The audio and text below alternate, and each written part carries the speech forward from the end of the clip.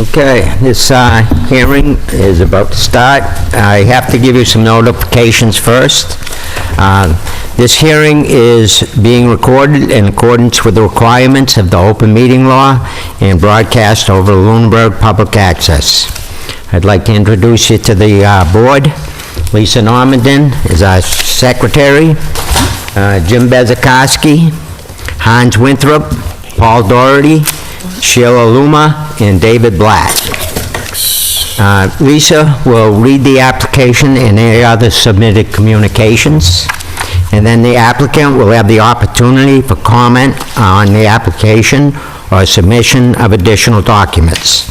You would please come forward to the mic, give your name and address. Board members will have the opportunity to ask questions and might have on the application while you are at the mic.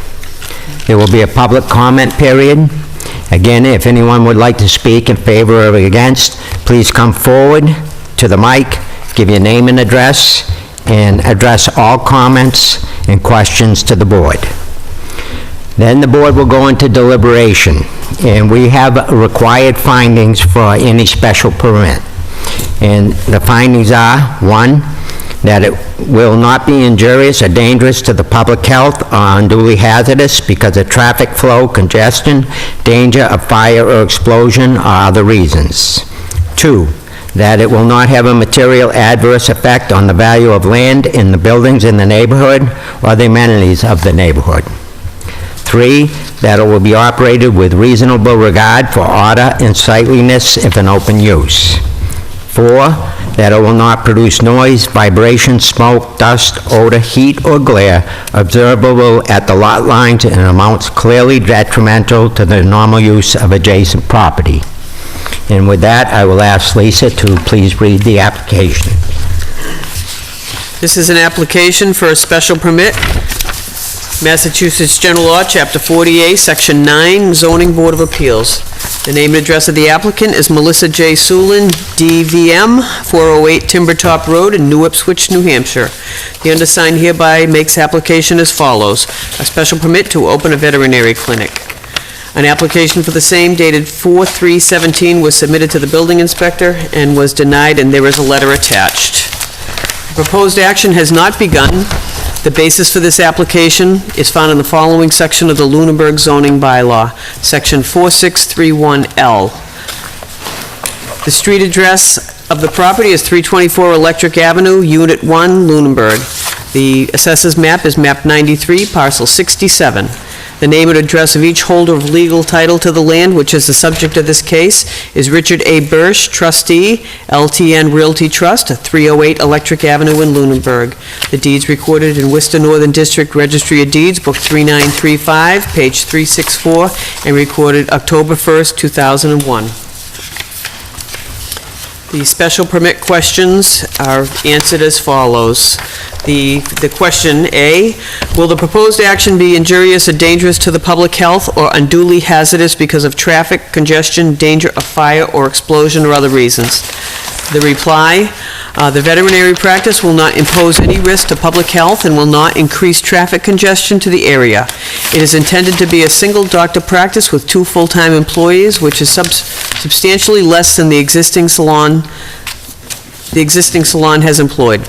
This should actually reduce traffic volume to the area. B, will this action have a material adverse effect on the value of land and buildings in the neighborhood or on the amenities of the neighborhood? The reply, the veterinary practice will not have an adverse effect on the neighborhood, but will increase the amenities of the surrounding neighborhood by providing veterinary care in a convenient location. C, will the proposed action be operated with reasonable regard for order and sightliness if in open use? C, I have been a veterinarian in Lunenburg for 21 years and worked in the community for over 30 years. I have a firm belief in maintaining a clean and orderly appearance to enhance and attract business. Routine attention to outside appearance of facility as well as external grounds and surroundings will be performed. D, will the proposed action produce noise, vibration, dust, odor, heat, or glare observable at the lot lines in amounts clearly detrimental to the normal use of adjacent property? And the reply is D, there will be a small fenced-in area at the rear door of unit, subject to landlord approval, in which to walk dogs on leash that are in the hospital for sickness or surgery. No dogs will be allowed loose within fenced area or unattended. A stockade fence will block view from neighbors on the side. There will be no boarding or routine grooming of dogs on the premises. The only animals staying overnight are those in need of medical care or post-surgical. No outdoor runs or kennels will be constructed. Hours of operations would be similar to the existing salon. And that is signed April 3rd, 2017 by Melissa J. Sulin, DVM. A letter from the building official was attached to the application to First Choice Veterinary Care from Gary Rhodes, Building Commissioner. You are looking to establish a veterinary clinic at 324 Electric Avenue. Your request is denied until such time as you obtain a special permit from the Zoning Board of Appeals under 4631L. You will also need site plan approval under Section 8.4 from the Planning Board. Attached to the application is a list of abutters with the field card from the assessor's office and a site plan showing the property. I also contacted all the town departments, and the only one that I heard back with any comment was the fire chief. Hi, Lisa, no issues from the fire department. The building is sprinklered and has a fire alarm system. Our only note would be that if the fenced-in area is allowed in the rear, that it does not impede A, the rear fire lane, and B, the fire department connection for the sprinkler system. That's all, Mr. Chairman. Thank you, Lisa. You're welcome. And with that, the applicant is welcome to come up and make any additional comments or submit any additional information that you have.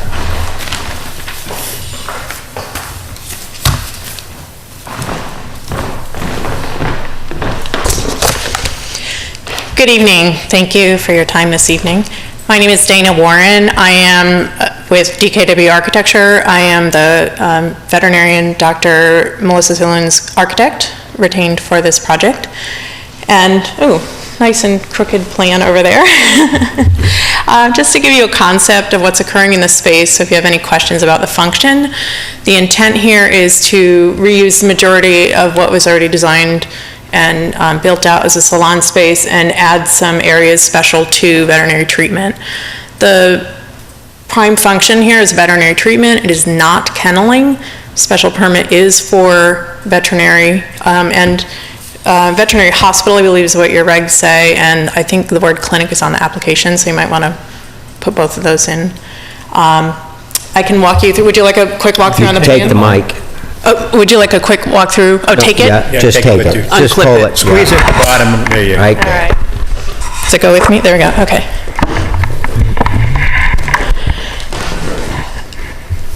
So the existing entry, we're not planning any work on the outside of the building, so the entire plaza remains exactly the same on the outside. And at this time, and if any windows or anything are proposed, we would come back for permissions on that, or go to building and planning. So at the main entry point, we have reception and waiting, and the yellow on here indicates the general public type areas. So as clients come in, they're seen at the desk, and then they're either referred back to exam rooms or into these animal wards are for cats and dogs while they're being treated and seen. So the work that occurs with the animals occurs over in these areas over here with surgery and treatment, exam rooms, we have radiology, a lab, and some pharmacy areas, which are typical procedural spaces to accommodate the medicine. We have a doctor's office, and utility spaces, existing laundry room that's already there, and 2 existing accessible toilet rooms. So it's pretty straightforward staff lockers, and a utility with a freezer and a mop sink is what's required for use. In the back of the building, there's an existing access in the back. There's already significant amounts of parking both behind and in front of the building. And in the back, we will be hoping to fence in a small area, as mentioned on the application you have. And in terms of the layout and what the fire marshal had referenced, we certainly will make sure we meet the requirements and talk to the building official about it. Exactly where that goes at this time, we're not positive yet, but, and it's just You say basically, a small area. How large will that be? Do you know? The outside area, that fenced-in area? yeah, no more than 200 square feet. Really, it's just a smaller, so that, and when an animal is there in treatment, which the goal here is not to hold animals all day long either, it's really animals come and get treated and go out. If you have an animal that's going for surgery and it needs to be walked, it basically just needs to get outside, sniff a little bit, and so that can happen in an area that, the size of the platform up here. And the fence is really just a safety measure so that if an animal breaks off leash or something, that it's contained. There is no kenneling for dogs here, which is, we find in veterinary facilities that tends to be the #1 complaint or concern with these types of applications. Okay. My history is I have landed in this specialty of veterinary facilities, and in the last 17 years or so, in over 20 facilities, probably 90% of them are in plazas just like this. It's the current trend in veterinary medicine. The former zoning for veterinarian facilities was always in the little house in the neighborhood. As you all probably know, if any of you have animals, you've probably had a vet like that. And the current trend is more of, it's a transactional business, and so people like to see them in commercial plazas. You're even seeing Petcos and these bigger stores that are allowing the animals to come into. So we find a plaza like this a really appropriate area because it's not as big as your supermarket with a lot of traffic, but it's small enough, but it's commercial enough, so it keeps that out of the little house in the neighborhood, but puts it really accessible to the residential areas around it. Any questions from an architectural standpoint before I react to each of the points, or? I had a quick one, Mr. Chairman. Do you have copies of that for all of us to have in front of us as you discuss your presentation? Of the plan? Layout, yeah. I did not bring copies of that because it wasn't a requirement for the application, so I figured it was additional information. Right, it wouldn't hurt. I'm just saying that if we had it right here instead of long distance trying to look at it over there. Okay, it yeah, would help sorry us. about that, yeah. Okay. Thank you, Mr. Chairman. Mr. Chairman, pass. the only other question I had was the fenced-in area proposing the back. Can you put it relative towards the back door? Like, how far, is it going to be past the back door? Is it going to be before the back door? What are you guys thinking? Thank you, yes, it would be immediately so that as you come out the back door, you're in that fenced-in area, and the requirement would be, in reference to the fire marshal's comments, that it would have to have another gate out, so that once you're in that fenced-in area, you can leave that fenced-in area, and it will not be a locked enclosure. Okay. You're talking about I went down there, I know the back it looks like it was probably a parking lot at some point, and there is plenty of room in the back. The unit you're talking about, that's the salon that's going to be done? It's the salon, it's the very end of the building. As you look at the Yeah, building, right. it's on the left-hand side. The only reason I'm asking, when I looked, I saw that was there, but then I looked in the next one, it looked like it was being cleaned up and ready, so I just wanted to clarify which one it is. Correct. So it is the end unit. There's currently the salon for lease, and then there's an empty space. I believe it has the Monument Company's currently occupying it, and they have a for lease sign in that window as well. But this Okay. does not encompass that space. It encompasses only what was in the salon. So, Okay, yeah. thank you. okay. And the doctor has responded to... I can clarify that for you. Yeah. So when you're in the back... Mr. Bursch, could you identify yourself, please? You know how it works by now. I do, I should by now, huh? Richard Bursch, 308 Electric Ave. I'm the building owner. So this is currently the Haygood Looking Salon unit. In the back, when you saw it, the unit to the next right now, we do have Tom Wheeler, CPA, moving in there temporarily as he's redoing his building, so he'll be there for 2017. In the back, currently, there's the back door for the salon. They do have a dumpster on this side, which will be moving over to this side, and then the intent was, it's probably 15 feet from the building to the edge of the parking lot. In that 15-foot area is where I believe we'll be looking to put the fencing in, and then there's a stockade fence that'll be refurbed running along here to block the view from the neighbors across Buttonwood Place. So that's what that's looking to go. Okay, thank you. Thank you.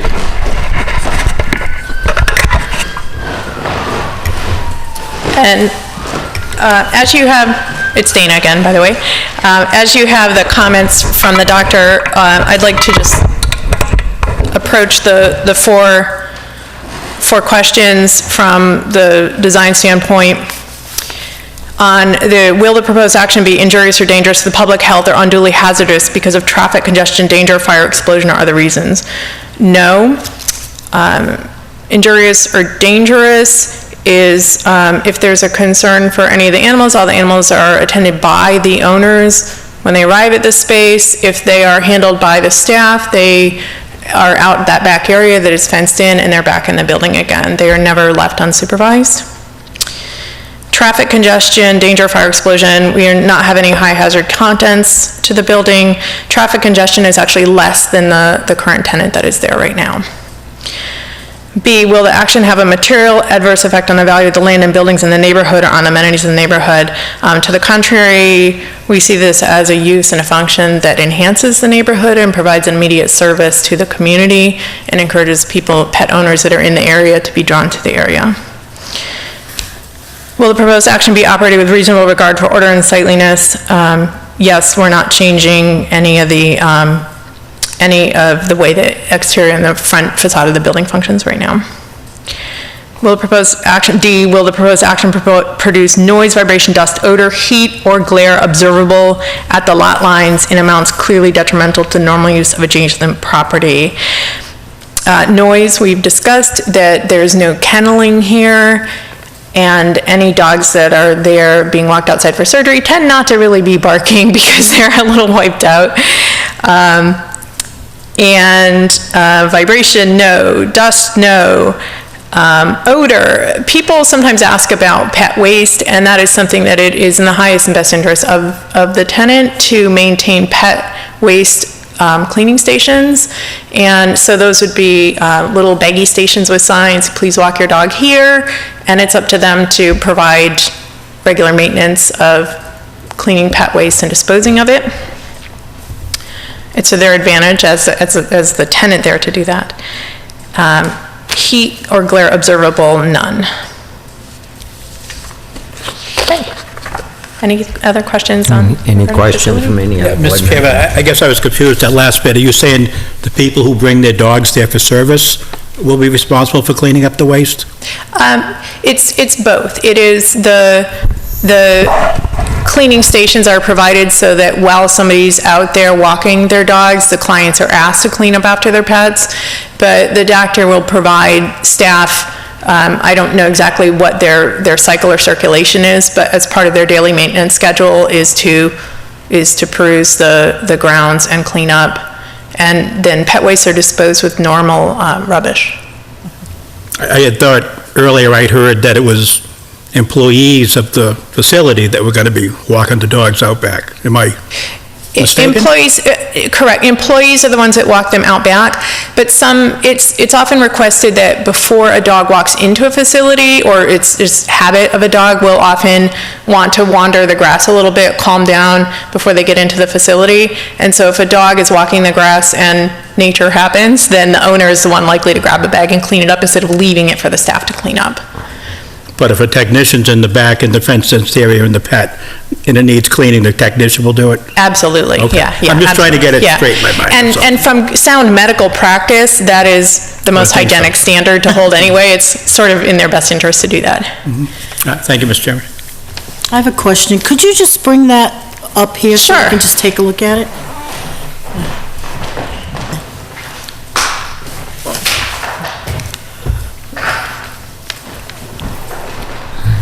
Here or up to? Yeah, pass it. We could just pass it down. More information tends to be better than less Yeah, right, that's why, in the future. yes, exactly, thank you. Can you see that?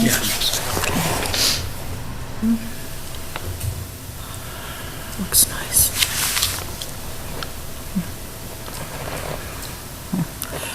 I have a question. So you're gonna have 2 exam rooms? How many veterinarians will be working out of this office? This is a one-doctor practice. One? Okay.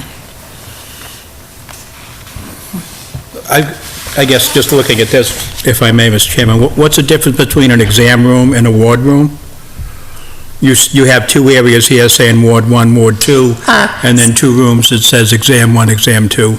Yes, so an exam room is where if you're say you're the dog owner, you bring your dog in, you sit in the exam room, and you may do some waiting there, then the doctor comes in or a technician comes in and talks to you about what's going on with the animal. They may do some treatments there. They may have you sit and wait with the animal. They may take the animal out into the treatment area. Or if it's something where maybe they need to give the dog oxygen for an hour, they may say, could you wait in the waiting room or wait in the exam room, and I'm going to put the dog in the ward, and we're going to provide it oxygen in a calm, more restrained atmosphere. Sometimes animals need to be studied for a little while, or they may have something that needs to, let's try this. I had a cat recently that we need to give that cat fluids for 4 hours. There was no need to have me sitting there with it, and the ward would be where that occurs. And the reason they're closed in is because that way it provides some isolation, and we have two different ones, so one could be cat, one could be dog. But if maybe there's a day where there's a lot of small dogs and a few big dogs and no cats, they can choose what goes in what room. Okay, it's been since I was a kid, since I had pets, so we get out of the loop on Yeah, that yeah. stuff, excuse me, but, Yeah. okay, that's it for now. I have more questions later. Anybody else wanna?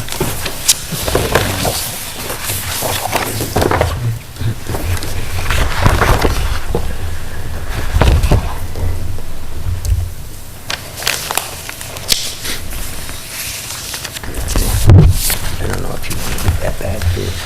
It's up to you. Maybe we can take it at the end. Yeah. And the wards also are used for recovery from surgery at times, too. Sure, yes, absolutely. Will some of these animals be spending the night as they recover?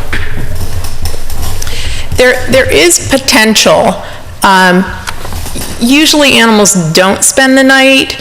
If something is really critical, it really needs to go somewhere where it can have constant monitoring. Most cases go home, but we would like the option to be able to say if something must stay there, that it can, but that's definitely up for discussion. It is, as we mentioned, fully sprinklered building, fully alarmed building. Okay. Any other questions from the board? I got one more, I guess, since we're at it, Mr. Chairman. I don't normally go to women's salons, so I'm not familiar with the hours of the previous establishment. You did not spell them out in the application, you just said the same. That's what the beauty salon was. Could you actually spell those hours of operation out? That would be a question for the landlord. Oh, okay, I'll ask her then. Okay.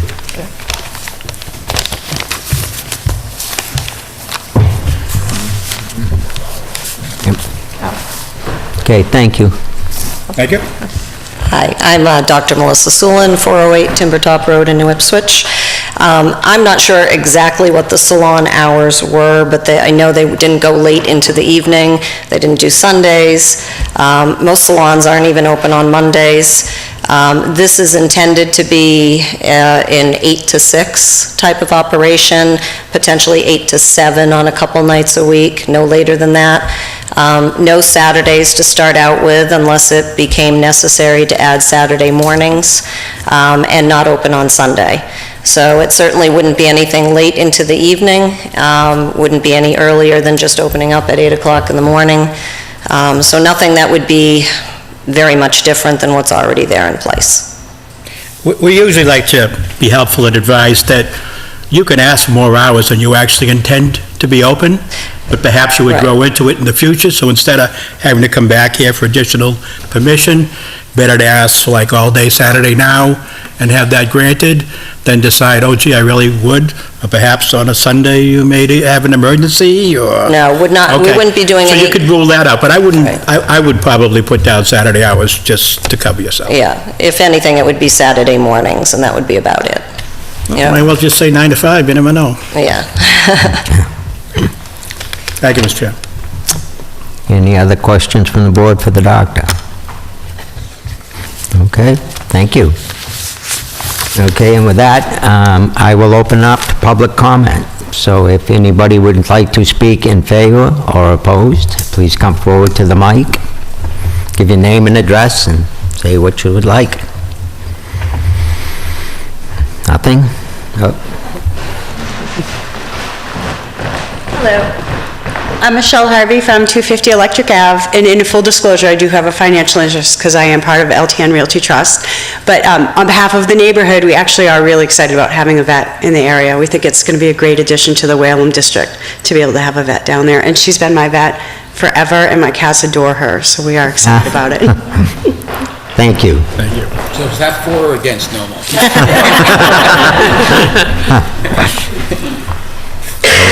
Okay, One last question, Mr. Chairman, if I may. Yes. Any comments on signage? You plan on putting a sign up on the building to advertise your business It would be similar signage to what's already there now. up to the Vicalees? So you wouldn't want to go above and beyond what's currently allowed by the town? You wouldn't want a bigger sign that normally... The answer to the signage is we know we need to get signage up there. I haven't looked into personally yet what your requirements are and who, is it your board there that are we go? requirements for the signs. Right, we know there are, so that's why I usually address it after we get through these permissions, but are we required to address that tonight? Well, this would be another one that perhaps if you wanted a little bit bigger that was allowed, we may be able to grant that here tonight. But if you don't know what they are, as of right now, you're not asking for that. You just stay within the bounds of the... Correct. I think, I would prefer if we can come back with that, if that's okay with you. I definitely appreciate the respect, but we would always love to have extra square footage on that. I think we need to come back with a proposal and a design idea on it. You may find that what is allowed is adequate for what you want. Right. And so then if you found that it wasn't, then you could come back. But if it's adequate for what you need, there's no need. Yeah. Being medicine for animals, we really like having signage that's very, very clear because nothing's more stressful than having a stressed out animal in your car trying to find where you're going. So it's definitely something we want to pay attention to. So will we have to come back to this particular board for that? If it's larger If it's larger than currently allowed. If it's larger, okay, but for the regular permission, Like we I just go say, through it may those, be yeah. Okay. totally adequate for what your Yeah, needs are. we'll look into that for sure. Great, thank you. Okay, thank you. And I did want to address just one other comment that Chief Sullivan had made about the fire connections. They are actually in the back of the third unit, not this unit, so none of the activity here will affect their access to the sprinkler room, the access to the fire connections, or the fire lane, because they're not looking to take up any of the parking space or any of the blacktopped area. That's good. Okay, because we would have conditioned that in. So- Yeah, it's not even, it's So it's not part of even the third close, so we unit, so don't we couldn't need even to. get to it anyway, so. Okay. Okay. Thank you. Would anybody else like to comment? With that, no other comments, I will cut off the public discussion and I will bring it to the board. Any discussion? Any more discussion at all? I was over there this morning, and it looks like, you know, it's a nice place, centrally located in the Whalum area for something like this. I've known Dr. Sulin for a long time. I think the fencing area is appropriate, and with the repair to the side wall to shield anything from Buttrick Road is very appropriate. No kennels, anything else. Right. I'm very much in favor of something like this. I don't have any questions, Mr. Chairman. Paul? All set, Mr. Chairman. Okay. With that, I'll accept the motion.